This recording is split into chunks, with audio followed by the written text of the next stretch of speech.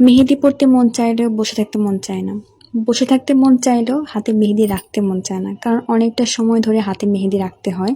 আর একদমই মানে ছোট বাচ্চা না সরি, একদমই স্ট্যাচুর মতো বসে থাকতে হয়। কারণ হাত তো আর নড়ানো যাবে না। হাত নড়ালেই না মেহেদি ফেটে যাবে। মানে এই টেনশন আর থাকে যাই হোক।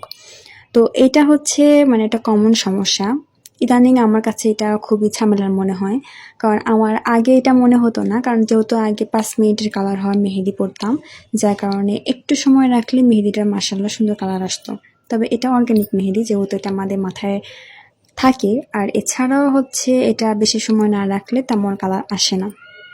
এই কালার পাওয়ার জন্য হলেও আমরা অনেকটা সময় এটা হাতে দিয়ে বসে থাকি।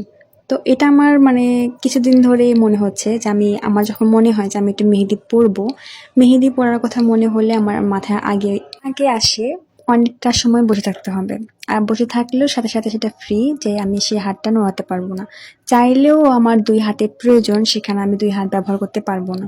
এটা আমরা বড় মানুষ, আমাদেরই এটা মনে হয়। আর ও তো ছোট মানুষ, ওর কাছে আর এটা বেশি মনে হচ্ছিল। ওই জন্য আমাকেও পুরো মেহেদির টাইমে মানে মাঝে মধ্যে জিজ্ঞেস করতেছিল, আপু এটা বেশি সময় না রাখলে কি তেমন কালার আসবে না? আর ও অনেকটা সময় ধরে যেহেতু বসেছিল, মেহেদি পড়াতে তো আর কম সময় লাগে না, মিনিমাম ১ ঘন্টার মতো সময় লাগে, ১-১.৫ ঘন্টার মতো। তো ওই ১-১.৫ ঘন্টা ও বসে থাকতে মানে খুবই ক্লান্ত। ও বলতেছে যে আমি আর বসে থাকতে পারতেছি না। তারপরে ও অনেকক্ষণ হাঁটাহাঁটি করার পরে কিছুটা সময় রেস্ট করার পর বাকিটা কাজ আমি কমপ্লিট করেছিলাম। আর এছাড়াও